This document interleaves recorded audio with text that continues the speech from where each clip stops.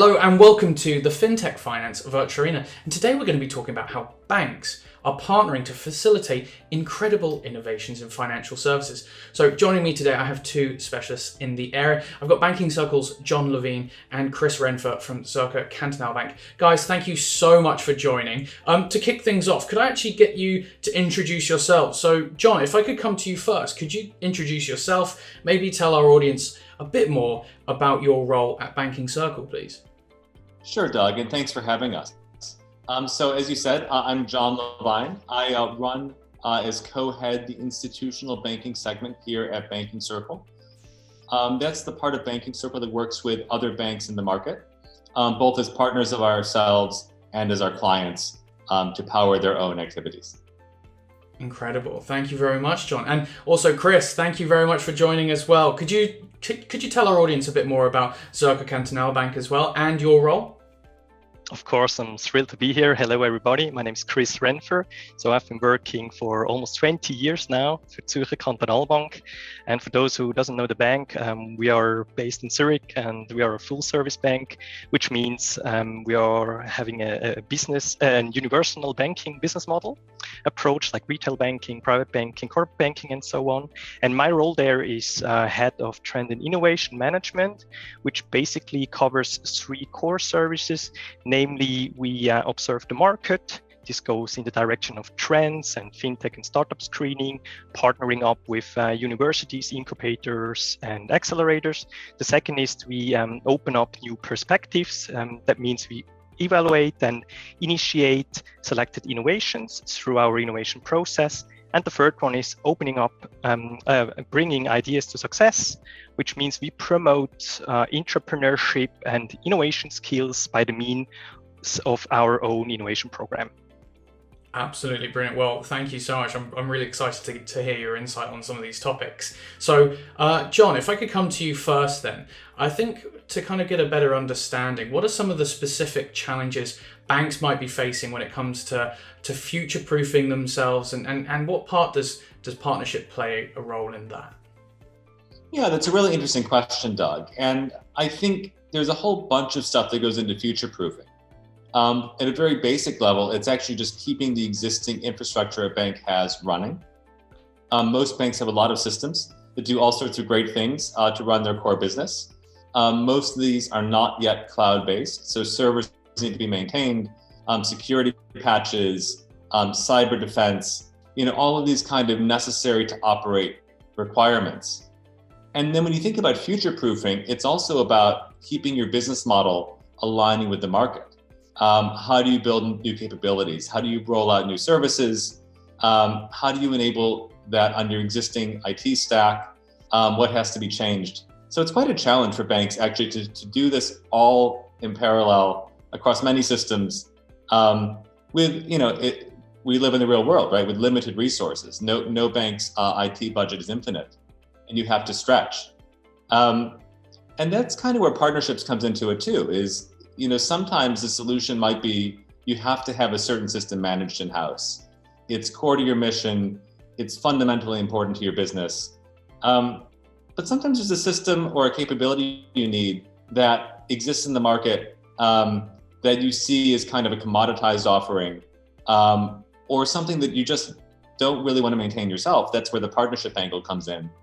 And maybe you can find somebody in the market that does something you need with less capital expenditure and possibly less operational expenditure as well through economies of scale that the partner might bring. Interesting. And with that in mind then, I guess really it sounds like kind of trying to maintain that course while keeping all those systems alive. That must be such a massive undertaking. Now, as a result, a lot of banks still have that legacy infrastructure. It's still quite prevalent, especially in business banking. So, Chris, can I come to you and ask, really, how can partnering foster innovation despite having those old systems in place that are really hard to shift? And when I think of partnerships, I think mainly if I had to sum it up to 2 points, I think of speed, and the other point is culture. So in terms of thinking of of the legacy. And I mean, and here I don't only mean IT legacy, but as well as processes, or you know, like work desks and topics such as this dimension. Yeah. I see that speed is crucial, and we gain a lot of insights, new perspective whilst we operate with partnerships, so with fintechs and startups and on.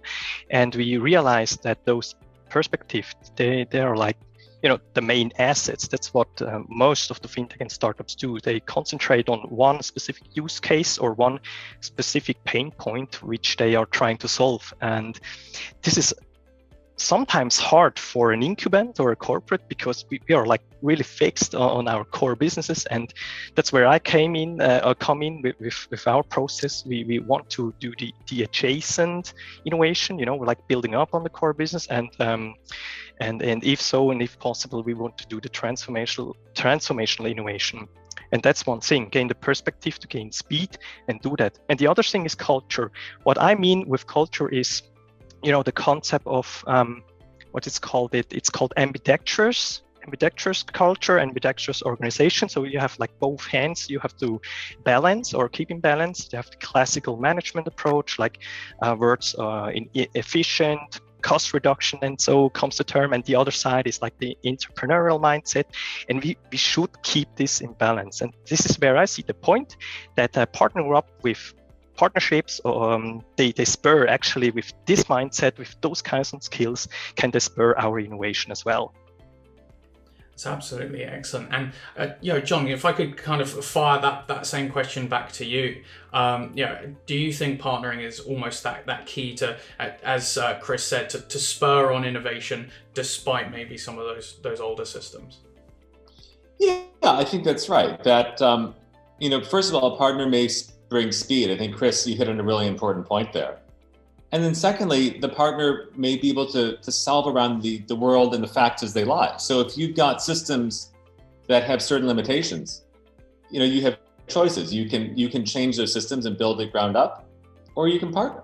And actually, some banks even use a series of partners. They might use a middleware layer that does IT plumbing between different modules that they want to add on from different partners. And I think Chris is right too, that a lot of the innovation is adjacent, right? That, you know, in the early days of kind of fintech labs, I think banks bet on kind of any and all.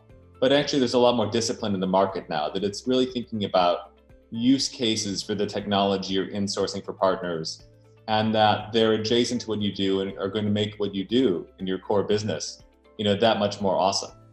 Yeah, well, I mean, speaking of that kind of core business, I always think, yeah, the heart of a bank is ultimately payments. And with that in mind, Jon, if I could stick with you for one extra question, the pandemic and also the payments industry itself has kind of gone through a revolution.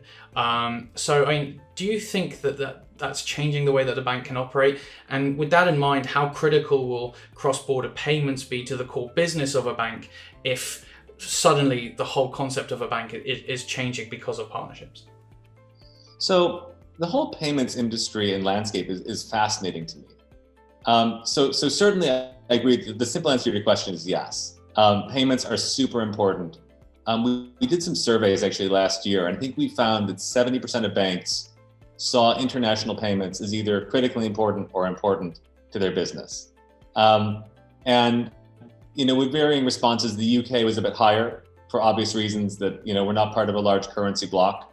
A little bit lower in the Euro countries, but still I think it was even 50% in the Eurozone countries. So I think everyone accepts this is important. What I think is underappreciated is just how innovative the regulation is in Europe. You know, Europe leads the world in payments innovation. And I don't think we give ourselves enough credit for that, actually, when we think about our regulatory framework. But actually, we are enabling tremendous change.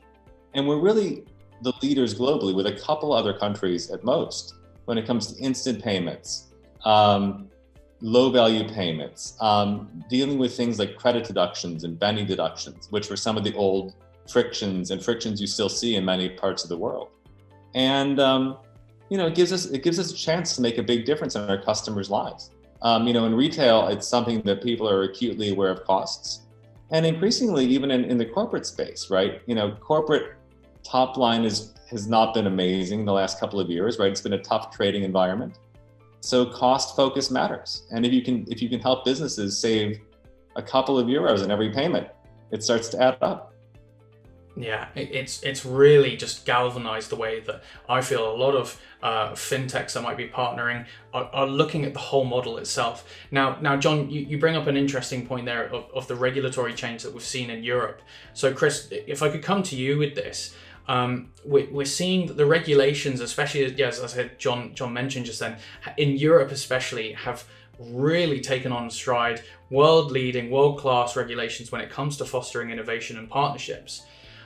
So do you think that you can also have partnerships that enhance the kind of regtech side of things, the compliance standards that a lot of these large banks are trying to kind of get to grips with, I think is the word I'm thinking of?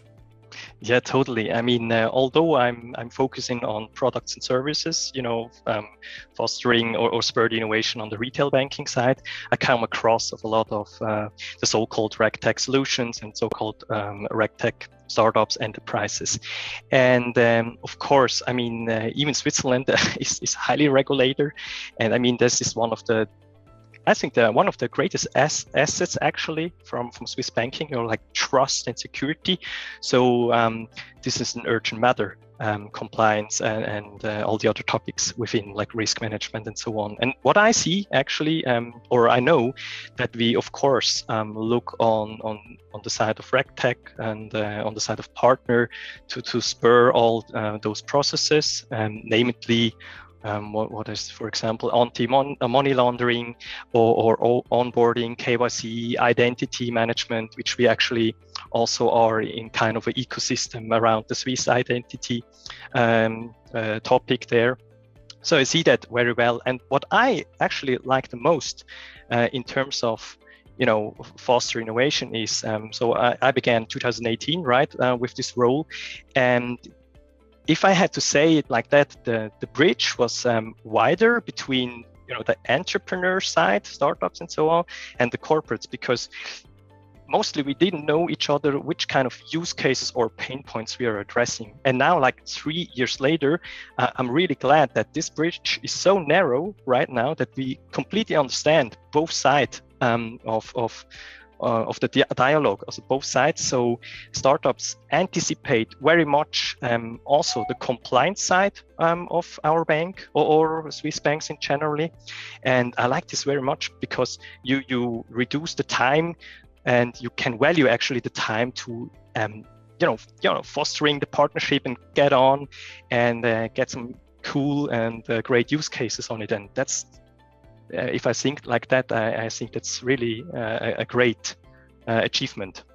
Yeah, it's kind of the achievement I feel like a lot of banks are now having to actually strive to, when before maybe they were just looking at their core business. Now, Jon, if I could also fire back to you as well in terms of looking at partnerships to solve compliance issues.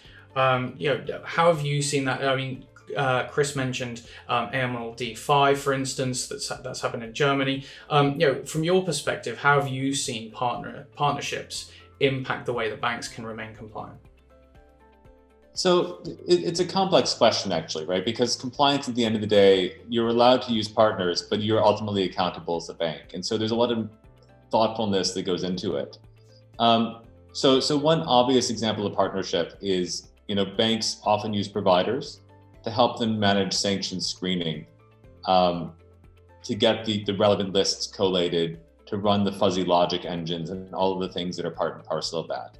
And that's quite a widely accepted model. And in fact, in my old employer, I know there was a combination of vendors plus internal technology, and that was inside the walls of a big FTSE listed bank.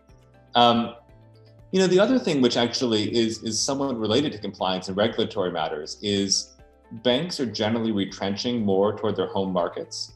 So if you think where the world was 15 years ago, big banks wanted to be bigger, they wanted to enter more markets, they wanted to set up local operations. And then following the financial crisis, there's been a slow kind of return back home.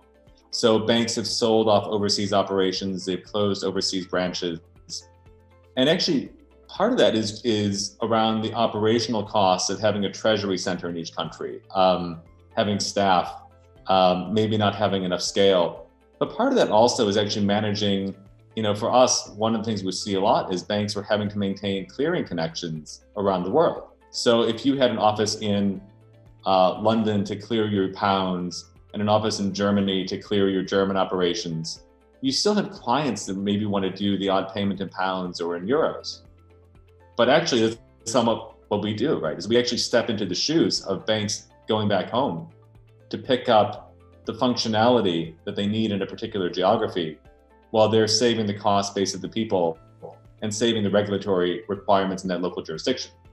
So that's a particular partnership benefit that we actually are seeing play out in the real world today. That's really interesting. Even within Europe, because of SEPA, you always think that a payment, just even if it's cross-border, is generally going to be quite easy. But you bring up all those kind of regulatory issues that still have an issue for the bank's customers. Now, it's kind of touched on a point I want to explore further. And Chris, if I could come to you with this one first, then it is still very much a global industry, and we see different nations really adopting partnerships in different ways. So I'd be really interested to hear your perspective from the Swiss side of things about how partnerships are really being woven into the financial services industry. Yeah, of course. There are a lot of cases, of course, but let me give you like three main examples, which I always observe, and I also, put through my innovation process, and comes from my network, from my innovation network. So the one is that partnership is being established with the so-called incubators and accelerators, but also as well academia, universities and so on. And the main goal when I talk to those guys, to my friends, colleagues, is that they want this, this whole spirit, this mindset, but also to know about those innovative topics, like blockchain and AI and so on. So it's covering the whole outside-in view. The second example is when incumbents partnering up together. So that is something we saw like maybe 12 years ago. I'm not exactly so correct, 10, 12 years, between bank incumbents and insurance incumbents. So we have, especially last year, saw a lot of cooperation and collaboration on this side.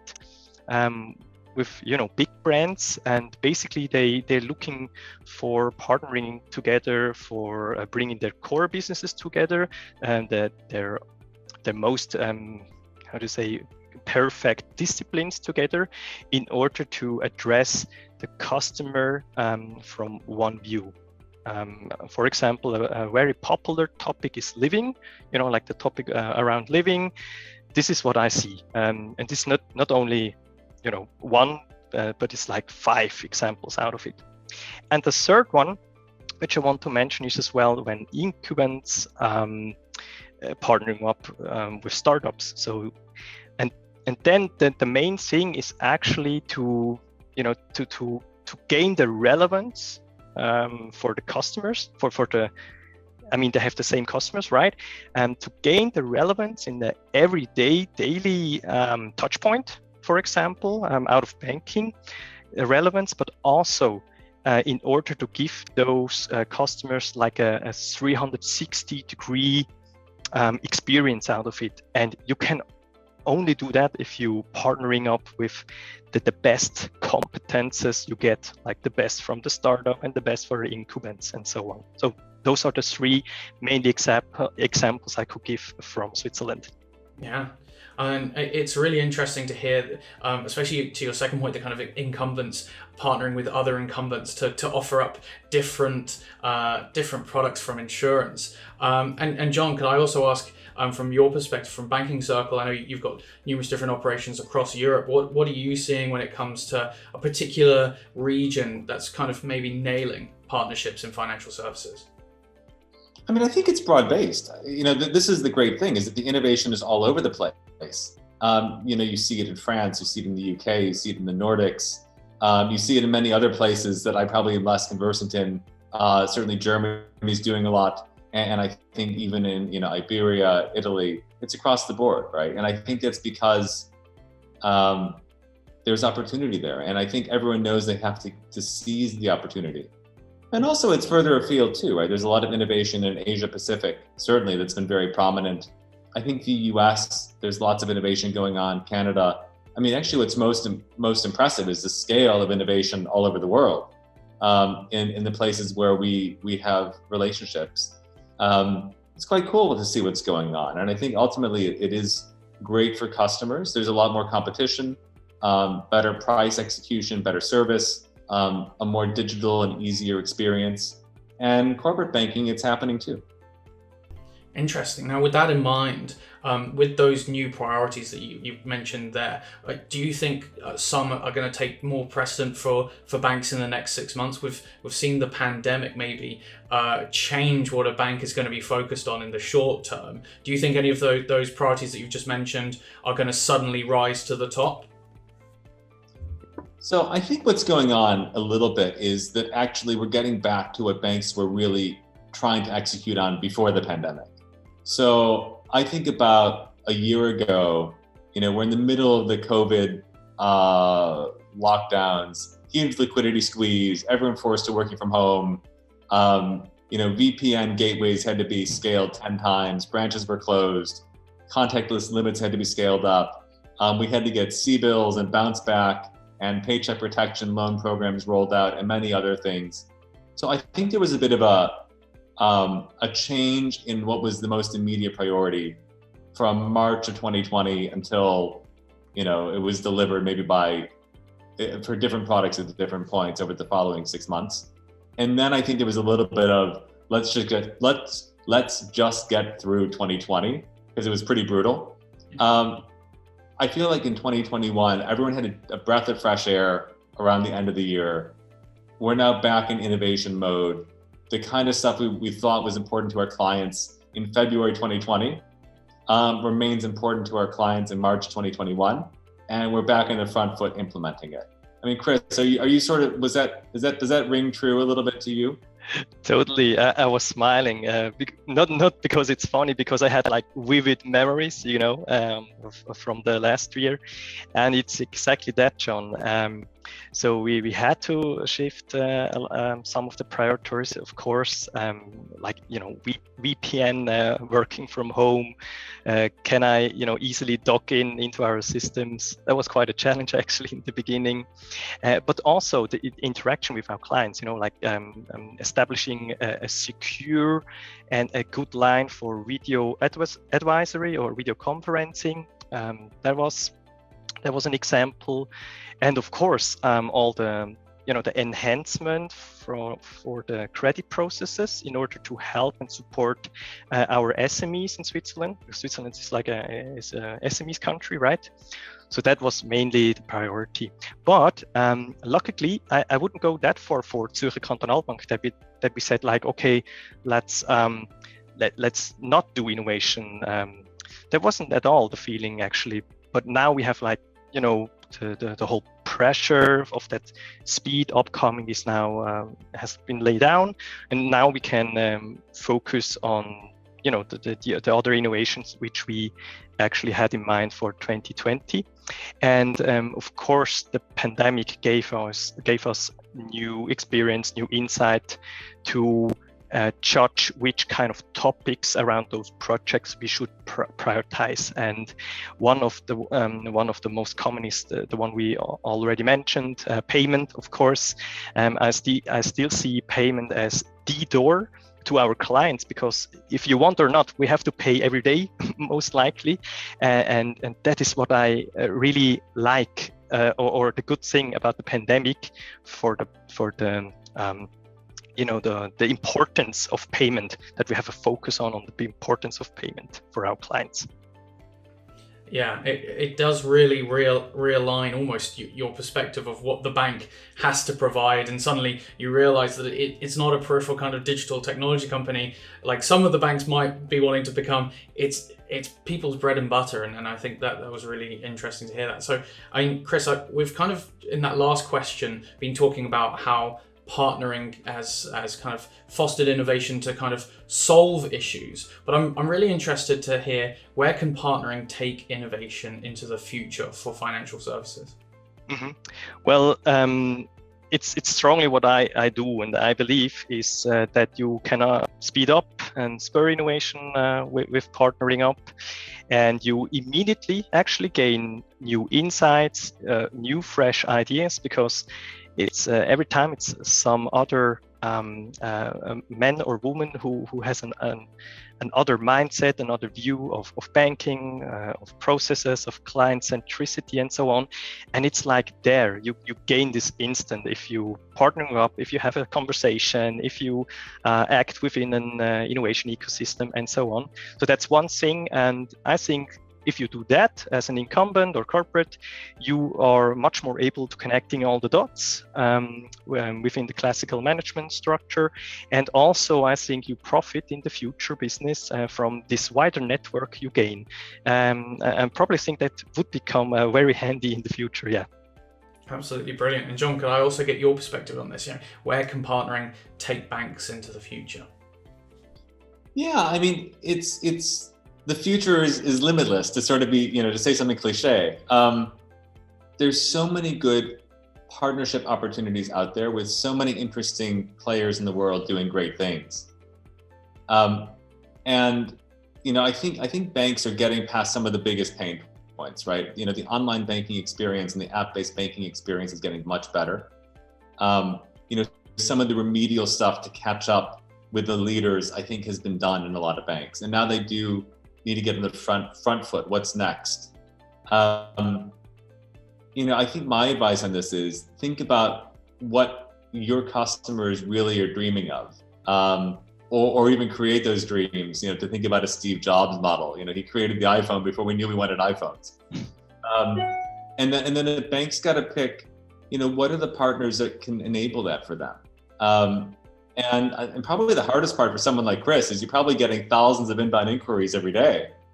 How do you take 10,000 good ideas and pick 3 or 5 or whatever the right number is? That's heavy, yeah. It's true. I mean, I only can say a structure is always a good solution, and experience, and and I think if you go on to that topic with a great passion. I mean, it is a passion to do my job at Zürcher Kantonalbank. It's more, how to say, it's more easy, to go with all those external impulses. Yeah. Yeah, I can completely imagine, because if you can't sell the idea to your customers, you can't create that dream, as Jon, you said. And I think from the sounds of it as well, Chris, from your side, it sounds like banking has maybe caught up to that tech side, where we're going to create services for the customer rather than just maybe sit back and just let the industry move on in front. So guys, I think that's all we have time for. So thank you so much for both your input. It's been absolutely fascinating. And also to our viewers as well, you can catch the rest of the series and much more over at www.fintechf.com, and of course YouTube and LinkedIn, where I'll see you then. So thank you very much, and goodbye.